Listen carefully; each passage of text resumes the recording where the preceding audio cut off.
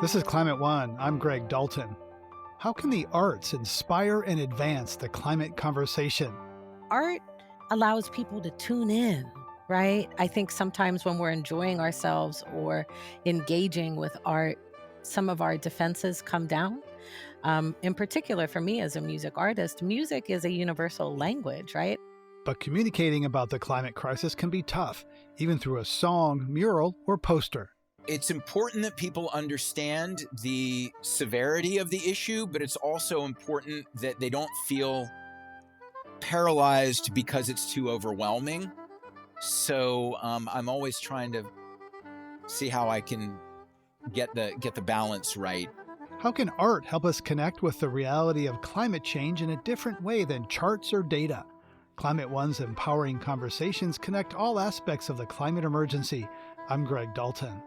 Today, we talk with two well-known creators, street artist and graphic designer Shepard Fairey and Grammy-nominated hip-hop artist Mystic, about how their work fosters understanding, equity, and change.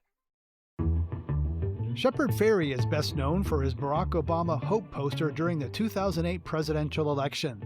His work is now included in the collections of the Smithsonian, the Los Angeles Museum of Contemporary Art, the Museum of Modern Art in New York, and many others. Fairey says he was a rebellious youth. I asked him what punk rock taught him about art. Well, growing up in Charleston, South Carolina, which is a very beautiful place, but not a progressive place, I was only exposed for a long time, to art that was decorative or was reinforcing a lot of the cliches of the region. My dad told me when I was a kid, if you're really successful, you might one day paint the duck stamp. And that didn't connect to me that much then.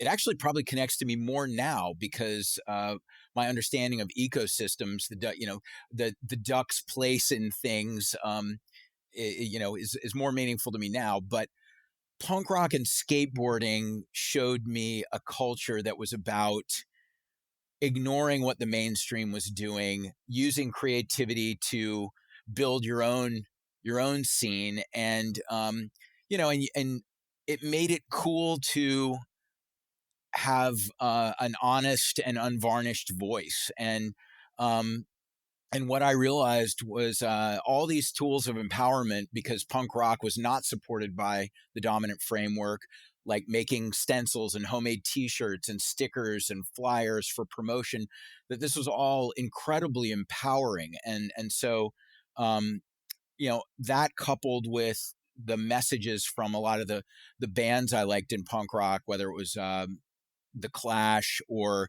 the Dead Kennedys, Black Flag, all of that. Plus, I did get into Bob Marley also, who had a lot of great political messages.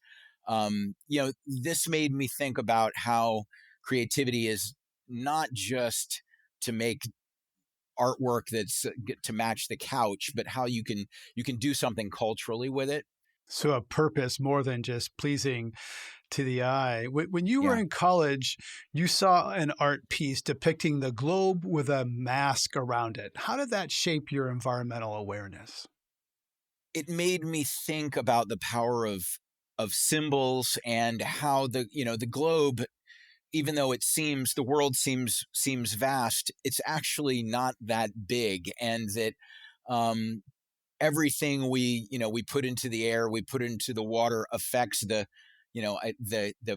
I guess I was considering the Gaia concept before I even knew that word, but that this is a Hmm. planet that breathes, and it needs to be able to breathe clean air. So I really liked the way that each person could see themselves in the planet itself with that image. And I think that the more, even before the internet, I realized that we're all confronted with so much white noise, that images that convey a message powerfully, iconically, using symbols that are relatable, that was an important tool of communication. And I saw art as far too narrow and cryptic, often, and elitist. So I was always looking for examples that sort of bridged high art and that punk rock ethos that had been so important to me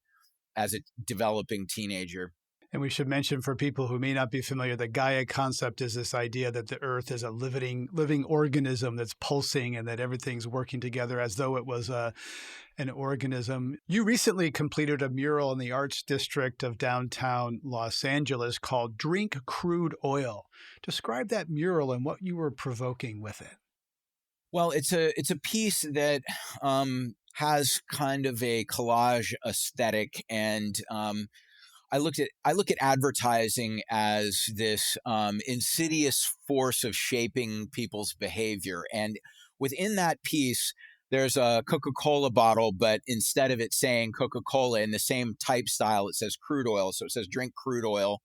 And then there's an oil derrick and a flame and a guy who looks like a soldier, but it's a gas station attendant with a gas nozzle, and it says we never stop charging. And it's making the correlation between the way that the economic forces and the of the fossil fuel industries and the accumulated power of that industry means that they can keep reinforcing their message through advertising and lobbying, is something that it's difficult for the average citizen to overcome, and it's even difficult for governments to overcome. But within this piece, there's a woman, you could say an activist for environmental justice, who's wearing a hat with a flower with a globe in the middle of the flower, who is in some ways, like, in this, she's metaphorically up against, and in this piece is literally up against all of this propaganda to maintain the structure of the economic and functional structure of how the fossil fuels industries works now. And it's something that I think people, when they realize that they're pawns in someone else's plan, they go, wait a second, I don't know if I really want that. And it's one of the reasons I use obey in my work. I'm not encouraging people to obey. I'm actually encouraging them to question obedience by taking what's in the ether, which is all these different unseen forces to make you fall in line with someone else's agenda, and crystallizing that into the direct command to obey, so that people go, obey what? Do I really want to? Right. And so much of your work focuses on that concentration of power, and fossil fuels are, highly concentrated industry and a lot of power. How do you think about that? Speaking for the climate emergency, we're up against that huge concentrated power with a lot of fragmented power. Yeah, well, that's where it's actually going to take community organizing, voting, people choosing how to spend their money. That is, in a way, a very strong message, and vote. Capitalism does respond to supply and demand. So if you demand renewables, or you demand electric cars, they will respond. But it requires a combination of all these things to reach a critical mass that changes the structure of this of the fossil fuels industry, and how we think about energy consumption. So I'm promoting all of those things with different art pieces I'm making, but in some of them, I'm encouraging people to vote. In others, I'm saying, look at this beautiful sacred environment that we all value and we don't want to go away. And in other pieces, I might be saying, think about your children's future. It's I'm basically using every strategy I can, but it's important that people understand the severity of the issue, but it's also important that they don't feel paralyzed because it's too overwhelming. So I'm always trying to see how I can get the balance right in my communications, with both the text and the imagery I'm using. Right, to convey urgency, but not alarm people so much that they shut down, or that they get numb to that. You can't be on Yeah, high alert all the time, right? I mean, adrenaline doesn't work that way. right. And the and the feeling of hopelessness is very demotivating. So keeping people motivated is important. And you have said that you embrace what you call an inside out strategy, working with the establishment. You've described kind of the outside. Describe what you mean from the inside. Well, for years I couldn't survive just as an artist, so I did a lot of marketing and design projects with corporations, and whenever possible, if the corporation that was approaching me liked my work and liked a lot of the ideas in my work, then I would encourage them to be courageous about putting those messages out. So in a way, using their very powerful machinery to put across the messages about equality, about environmental responsibility, about democracy that I think are important. And then oftentimes, even though there's a fear in the corporate world that something will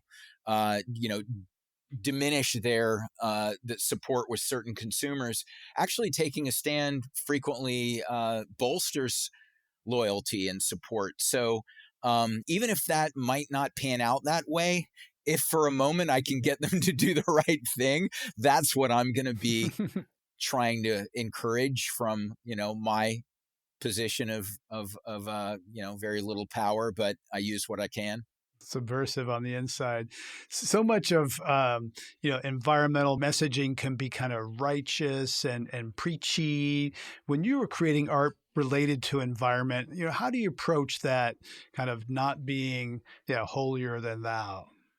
It's a tough thing, and sometimes I try to use humor. I mean, I think the even the Drink Crude Oil piece has a little bit of dark humor, dark sticky humor. But Yeah. there's another piece that I did based on a photograph I shot looking from Williamsburg into Manhattan, and there's some factories there, and it was a really beautiful sunset. But I made an illustration where the pollution from the factory is creating the smoke is going into this gold and orange and black sunset, and then there's a couple standing there on the on the waterfront looking across at the sunset, and the caption is these sunsets are to die for. Oh.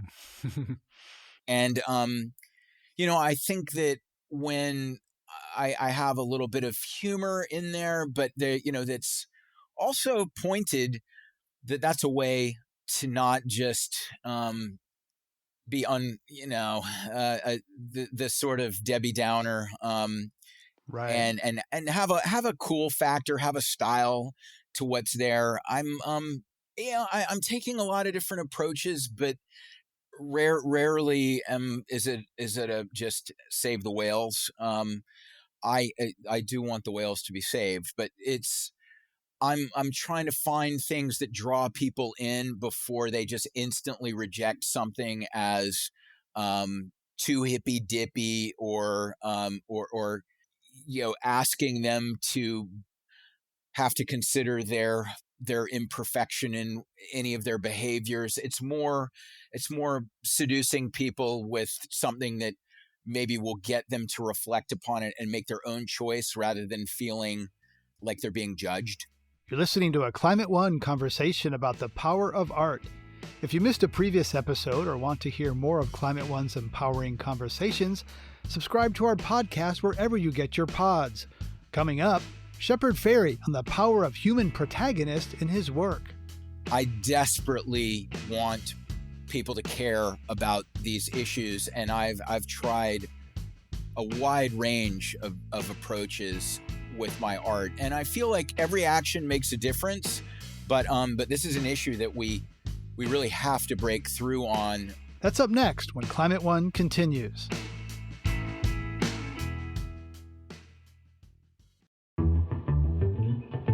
This is Climate One. I'm Greg Dalton, and we're talking about the power of art in the climate crisis with Shepard Fairey. Though much of his art is focused on climate and environment, he's best known for his hope portrait of Barack Obama and gained more acclaim for posters he created for the Women's March. I asked him why he thinks his environmental work hasn't broken through in the same way those others have. Well, one, I think that, for example, with the Obama, the much of the world was paying attention to Obama, and had a range of feelings. But when I created an image that was a good symbol for him as a human being, rather than just it being like his logo, which is a great logo for his campaign, there was an immediately transmittable icon for him, and so it benefited from that. However, the We the People series was based on archetypes. It was saying that this Muslim woman, or this Latinx woman, or this black boy were all equally American, equally human, equally patriotic, and I think for a lot of people who feel like they are not well represented within what it means to be American, or any of those other things, as well as people who want to see more inclusion. Those archetypes made sense, but they were all about humanity. From Obama to that, they were about humanity. And the environment is a much more abstract idea. Yes, it's we all live within this. It should definitely arouse some sense of what's at stake for humanity in us, but I think it's less immediate. And I think it's the way we find human form for almost anything that we think is inspiring or sacred.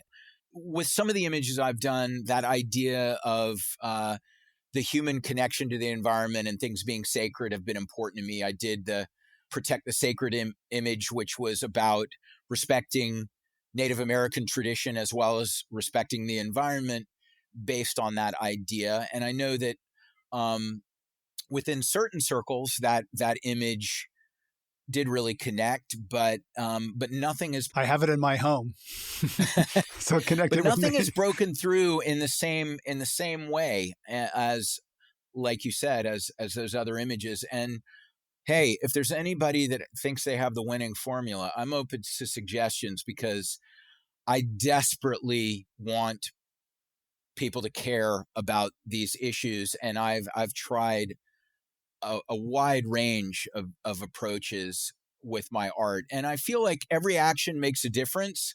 But this is an issue that we really have to break through on, and some things that are going to compromise life on this planet might already be too late to fix, but we're an innovative people, so we have to encourage people to care and to take action. And that's from the most brilliant scientific minds to somebody that just changes a minor aspect of their habits around energy consumption. But we're probably all going to have to do something.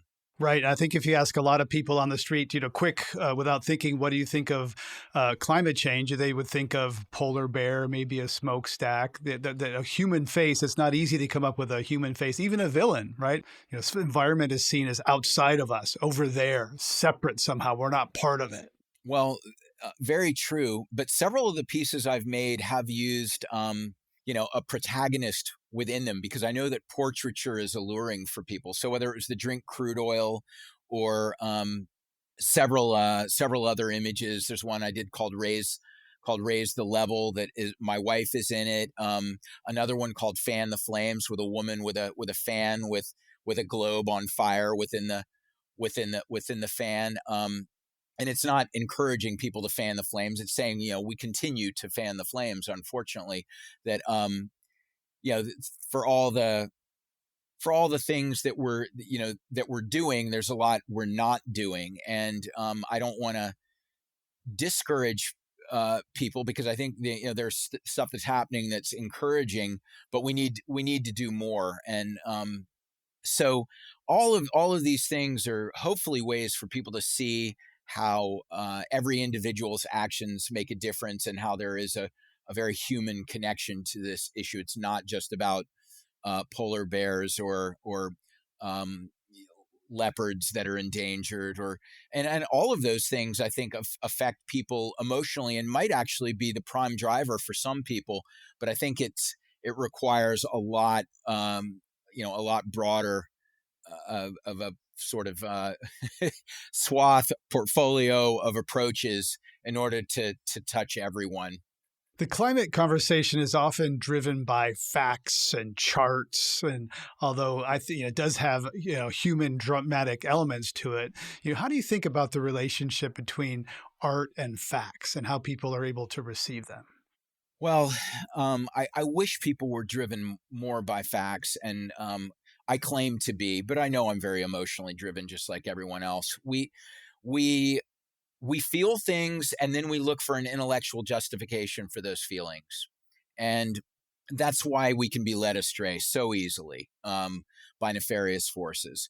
Now, when someone with what I think is an altruistic intent can make something that's emotionally resonant, that leads somebody to then um, care about facts that maybe that same person is presenting, that's a beautiful thing. That's what I'm striving for often. And but I know that I have to lure people in with something that connects emotionally.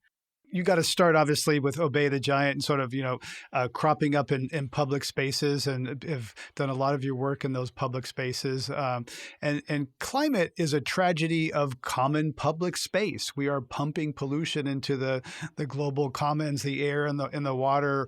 Individuals at every scale, personal, corporate, national, are act in ways that are rational for that themselves and damaging to the public, to the commons. So I'm curious how you think about that parallel between public space, as an artistic expression, and public space that's being polluted by our activities. Well, I'm glad you brought that up because it's something I've considered a lot, and I always felt as a street artist that the public space is really meant to be for the community. It's and anybody that participates in democracy can appreciate the idea that we all should be able to shape what we're our world looks like, or at least what our communities look like. And yet corporate advertising and government signage were pretty much the only visual communications in public space. And I always thought there should be more art. And I initially said, well, I'm going to do that with or without permission. And now I get invited to do things. But um, one of the things a lot of people don't consider about these commons, and it's something I learned about from my friend Adam Wereback, who is the youngest president of the Sierra Club, is that that idea of common assets, air and water, that we all need to be healthy. Yet certain companies really benefit financially from polluting or destroying and these common assets. And so the way people should think about that is that um, these are owned by all of us, yet they're compromised by predominantly by a very powerful few. And yes, we all can decide what kind of car we want to drive, and those few often say, yeah, it's your carbon footprint, it's because you drive an SUV. But really, we need to be thinking not only about how we're contributing to the maintenance of these common assets or the health of these common assets, but also how we need to vote to make sure that the people who wreck the environment also pay to restore it. Shepard Fairey is a renowned artist and activist, perhaps best known for his 2008 Hope portrait. You were born in Charleston, South Carolina, where seas are rising at an accelerating rate. Now, an inch every 2 years. Floods are increasing, sometimes making the hospital inaccessible. Your dad's a doctor. Your family still lives in Charleston. How do you feel about your home being threatened? Well, I feel the same way about it as I feel about Bangladesh being threatened and about New Orleans being threatened. Um, my luckily my parents have always cared about the environment, and they're sort of moderate. They don't like to rock the boat, but but they, they they believe in truth. They believe in protecting the environment for future generations. And Charleston is an extraordinary place. I think a lot of people who live there and even people who would visit there would like to not see it submerged. Um, but the collective will has to be there to you can't just build the battery in Charleston Higher, which there's one of the things they're talking about. My parents lived right there where the waves crash over during hurricanes. I've been through several of them myself.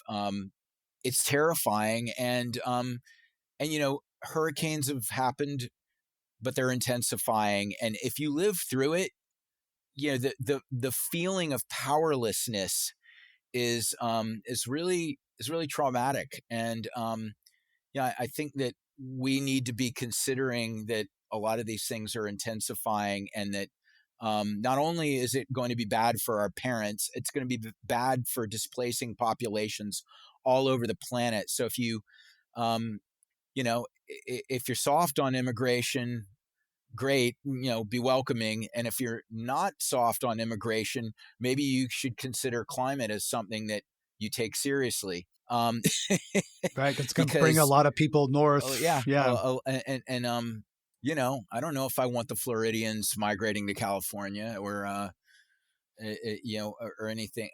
I'm kidding, but Already this people is are moving out of Florida. Some are going to Michigan and to places that are, yeah. I mean, yeah. this is serious stuff, and I just see the need for immediate but incremental change to be something that people need to consider how much less um, of a difficulty that is, um, and how adaptable we can be now if we keep moving now and we move more quickly now.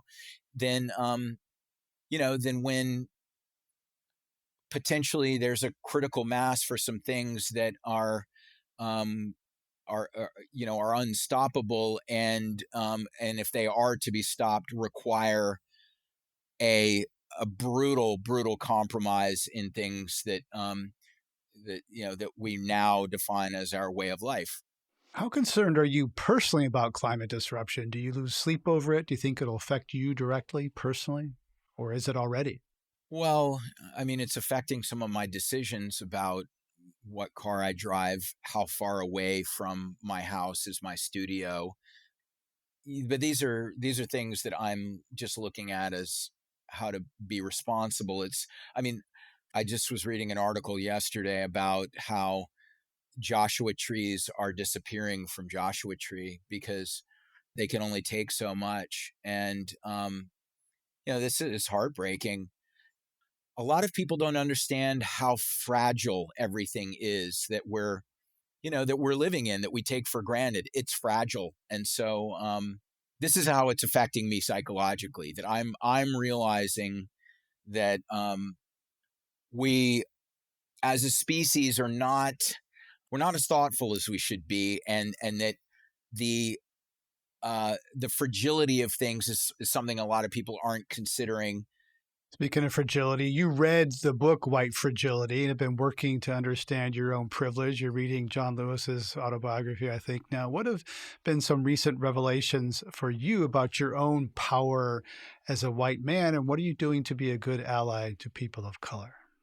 Well, I've been making work since I grew up in Charleston, where they started the Civil War, and it's very racially divided economically. I've been aware of racism almost my whole life, and yet I learned a lot in the last little over a year, I guess, or yeah, a little over a year, right? George Floyd was killed a little over a year ago, Mm-hmm.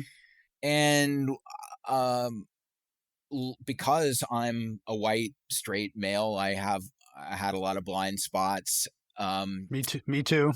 Yeah. and so working with a lot of racial justice organizations, collaborating with artists of color, trying to make sure that I'm not, whether it's Native Americans or any other people of color, that I'm supporting rather than taking the microphone or the spotlight. Hmm.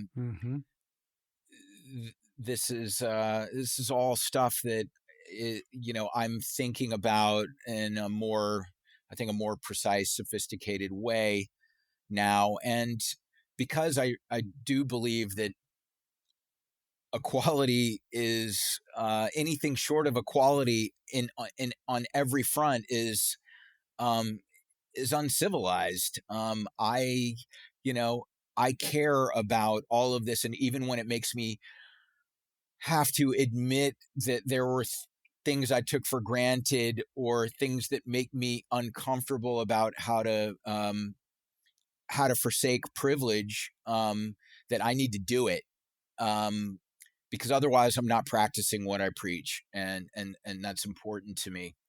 And there's a lot of emotions, and sometimes I feel, um, I my feelings are hurt by people misinterpreting um, some of my statements or some of my efforts as me trying to be a white savior. I just want to be a good ally. I want things to be more fair, and I'm always open to hearing better ways to do it. I'm listening. Street artist and graphic designer Shepard Fairey recently joined us for a Climate One live event. You can find the full conversation on the videos page of our website. Today we're talking about the power of art in responding to the climate emergency. Coming up, hip hop artist Mystic talks about the value of humor in dire times. How do you make the climate crisis funny, right? Something that's not funny at all. How can we talk about it in ways that open up, where people can think about it in different ways and we can start to have conversation? That's up next when Climate One continues.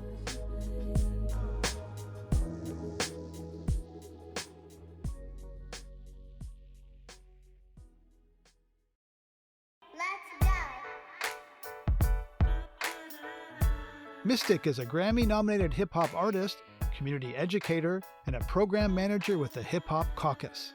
The Hip Hop Caucus is a national as well as international nonprofit organization that is really engaged in human rights work and civil rights work. One of our core areas is the climate crisis and pursuing climate justice. And we have a films division, and I am the program manager for that films division. And the films division focuses on and produces films connected to climate justice and the climate crisis. Right, and we'll get into that. I think most people think of hip hop in terms of music, but it's really a broader cultural movement, right? Absolutely. I am a hip hop artist, and I have been a hip hop artist for, oh my goodness, almost 30 years now. Hip hop as a culture contains many different elements. It's the MCs, it's the DJs, it's the B-boys and B-girls, it's the graffiti and the wall art. It's a vast and dynamic and beautiful culture. And so at the caucus, we believe, and I also believe individually as a hip hop artist, that hip hop culture can be used to engage our communities around justice, around healing, around knowledge building and sharing. So hip hop is a powerful culture and medium. And many people think of the performers are often black, but white people account for, I believe, the majority of hip hop listeners. So is the caucus reaching, across the racial divide and engaging them on climate and other issues? Yeah, we definitely are the Hip Hop Caucus. We want to engage the communities that are being most impacted by inequalities and injustice. It's not simply engaging because we recognize the challenges that exist, but because the solutions are often coming from the communities that are being most impacted. And in this context, impacted by the climate crisis. And so, sure, hip hop embraces everybody, but the organizing that work that we do in the Hip Hop Caucus is an advocacy organization. The organizing that we do is absolutely targeted to Black, Brown, Indigenous, and economically vulnerable communities. When we spoke before, you said you can't have a revolution without art. You can't have change without art. So how can art change the trajectory of the climate emergency? Art plays in its many different manifestations, right? It plays this role of opening up pathways for communication and understanding. It helps to shift the culture that is felt in the community, in the room. It can shift the culture help to shift the culture in the context of legislation and policymakers.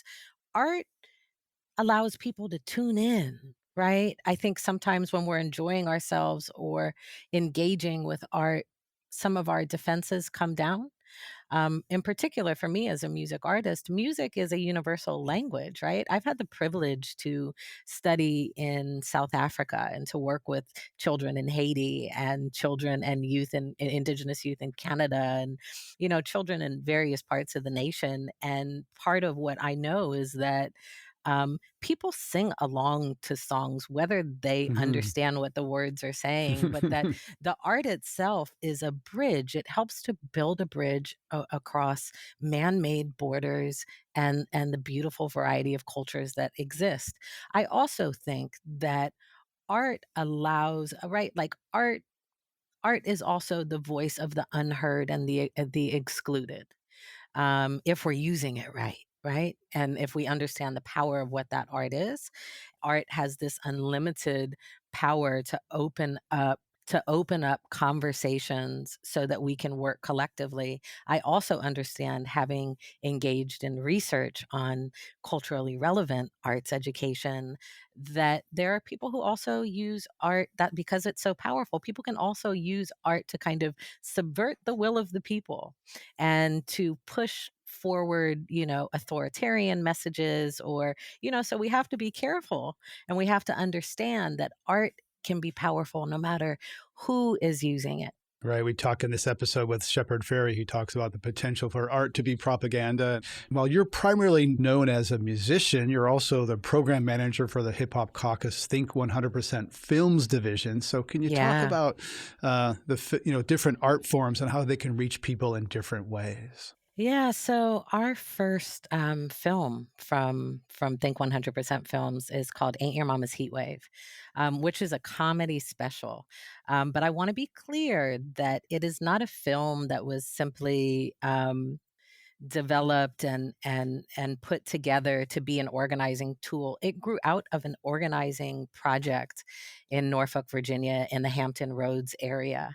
And so to use comedy, which can kind of, again, bring down our defenses, and in the comedy special, it's how do you make the climate crisis funny, right? Something that's not funny at all, how can we talk about it in ways that open up, where people can think about it in different ways, and we can start to have conversation. It's also in this rich tradition, the use of comedy in Black movements, the civil rights movement, on the Chitlin Circuit, and in various other ways, that comedy allows us to survive what is so painful.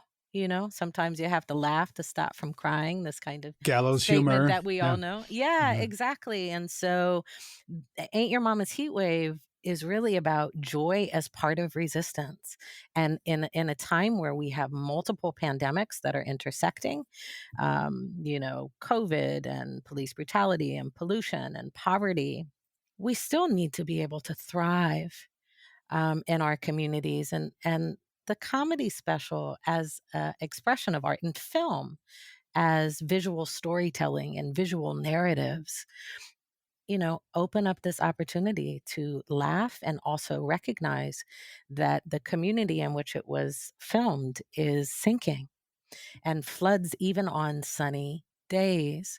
And so, yeah, we can laugh, and this is part of joy as resistance, but let's also raise the awareness, and let's also continue to organize. This is a call. This is an emergency that's happening, and we need to understand that the climate crisis is not just in other places in the world, but it's happening in communities in our nation, in Black communities. Well, one of the best lines in Ain't Your Mama's Heat Waves is Mamadou and Jaye talking about how white people rank their environmental concerns. Hmm. And I want to tell you just a report from these white climate crisis rooms what they worry about: straws, sea turtles, black people. It's not a good order. So that's a hilarious and somewhat uncomfortable example of comedy speaking truth to power. Yeah, well, I mean, it's important to continue to recognize and discuss that there are, currents that, we have a history of white supremacy in this country that is still here. And the environmental movement has often been white led and exclusionary. And part of what was put together to engage people was to center animals as opposed to humans, right? And again, this comedy special filmed in a community that is full of Black people that is sinking, who are being displaced, and saying, look, folks still care mostly about these turtles and polar bears, but we have Black people here. And as Black people, we are worthy and valuable, and we deserve to have our issues in connection with the climate change addressed, right? In a way that preserves culture, that preserves dwellings, that contributes to improvements in health, right? Like Black people are worthy. And so we laugh about it, right? Like, yeah, they care about the animals and not the Black people. It is painfully funny, but it's the brilliant use of comedy and that platform, that room, the people who were listening when it was filmed were primarily Black folks. And everybody gets that, yeah, they don't really see us as being valuable. So that's that beauty of comedy for what's painful, turning it into something funny so we can kind of talk about and explore what that is. And I think relief, because climate is heavy to hold and think about all the Yeah. time. I wish there was more climate comedy because it pierces, it gives us permission to laugh and release the things that we're holding that we may not even know we're holding. And we need that comic relief because climate is dark. And I think if we could laugh about it, we might talk about it more. I agree with you. I mean, I think that's the point of Ain't Your Mama's Heat Wave, right? Is let's laugh about it, but let's also understand, and we get that relief and we can practice and joy, but that it opens up a space for us to talk about what's really hard. And I also think that it lowers defenses, right? When we're laughing, it also literally releases like endorphins within our body that I think can help make us feel feel maybe more open and better. I don't have the scientific research to say that specifically. And as far as we know, Ain't Your Mama's Heat Wave is the first comedy special that is connected to the climate crisis. And it's absolutely the first Black one. Mystic is a Grammy nominated hip hop artist, community educator, and a program manager with the Hip Hop Caucus. I've been learning a lot lately about different modes of communication. Here we're talking about art and music and street art. Traditionally, most science communication, and this includes a lot of climate communication, is follows the information deficit model. If we just give people more information, that's what's needed to affect change. And then there's sort of the empathy or emotional deficit model. If we can get people to feel more, that will prompt action. I'm curious how you think about this as a musical artist, and now you're involved in film. That emotional connection versus, and do you need to get people to feel more or know more? Right. There is so much information that's hitting us from all angles in where we are, right? Whether it's via social media or the radio or in our communities, we're constantly being bombarded with information, and that can be an overload. Scientific research, and when it's presented in this kind of we need more information, the understanding that information is not guaranteed. It's not that people lack intelligence. It's just, how do you take that science and that data and apply it to your everyday life and what you're experiencing? Like, what does that science and data mean when your community floods even on sunny days, right? Mm-hmm. And so I think that part of the power of music and film and just creativity and culture is that that is about connecting on an emotional level, but you also have to take an approach like, look, typically my verses are 16 bars. I can't try to fit in there the science, right? As an academic, I can actually read some of those scientific documents and There's no understand the footnotes data, in your lyrics, right? right? Yeah. There's no footnotes in my lyrics, but that it's figuring out I don't just create my art for myself. It's about communication. And so I think in some ways it's equally if not more powerful than just offering more information that is in the form of data and scientific language. When you can use art, more people can connect with that. They can gravitate to it and it can be cool and it can make you move and it can make you understand in a different way what's happening. When we talk about the climate movement or the environmental movement, more broadly, there have often been disconnects between the crisis that we're facing and what's happening, and then how do we create information and knowledge and resources that is culturally relevant and responsive in ways that the communities that we want to communicate with can receive what we're trying to say, right? How do you know if your art has any effect to connect? It can emotionally connect, but how do you know if it causes change? And do you have any specific examples of when art has really changed someone's mind or really had a tangible impact? I probably have more than we could talk about in the space of this conversation. I have fans across, kind of areas maybe that people wouldn't expect, but people who are police officers and people who work in government as well. And they too will have conversations. They'll maybe ask me and challenge me about something I've said or say, "Hey, I'm not that kind of person," right?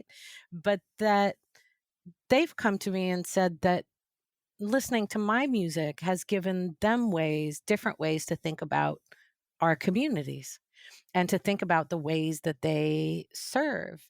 And maybe it's not the art itself, but the being an artist and being nominated for awards, but being an artist who has always used my platform in connection with justice. It might not be the music, but it's my platform that gets me into the room to speak with politicians, that gets me into the room to be able to speak to what is on the table in terms of legislation and the importance of it, and to advocate for what our communities need. So I think it's broad and diverse. It's literally the music impacts people and what they believe in and how we heal, but that the platform opens up these opportunities for me to speak with people in positions of power. So as we wrap up, I'm just curious, how do you measure the success of your own artistic endeavors, and what keeps you up? What gives you? What do you do? How do you deal with your own sort of roller coaster of hope and fear around climate?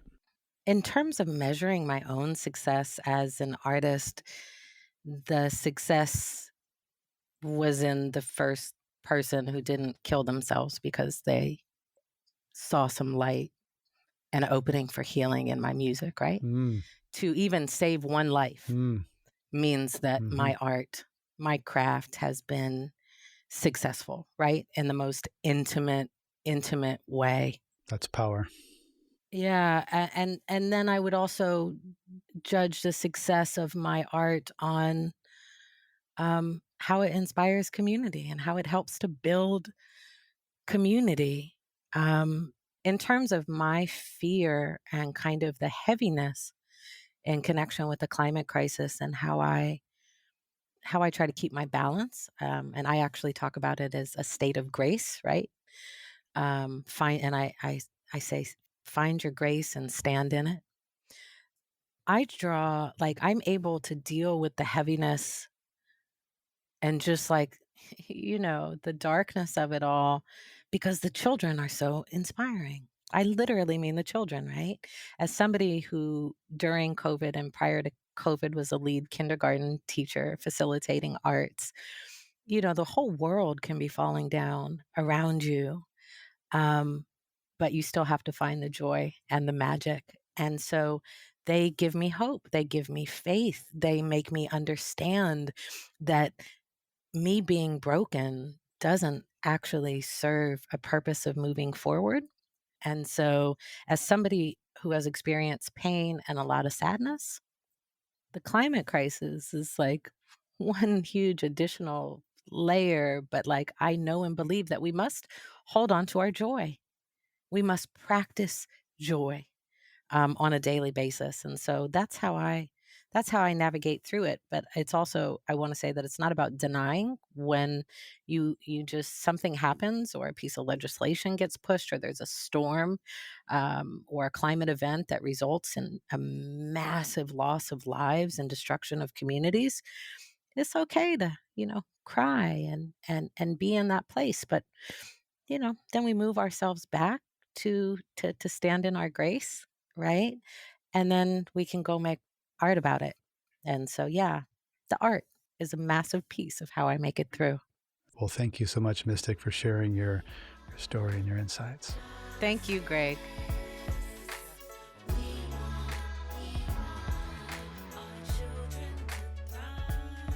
On this Climate One, we've been talking with hip-hop artist Mystic and street artist and graphic designer Shepard Fairey about the power of art in responding to the climate crisis.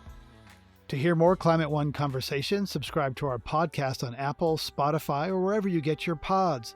Please help us get people talking more about climate by giving us a rating or review. It really does help advance the climate conversation. Brad Marshland is our senior producer. Ariana Brocious is our producer and audio editor. Our audio engineer is Arnav Gupta. Our team also includes Steve Fox, Kelly Pennington, and Tyler Reed. Gloria Duffy is CEO of the Commonwealth Club of California, the nonprofit and nonpartisan forum where our program originates. I'm Greg Dalton.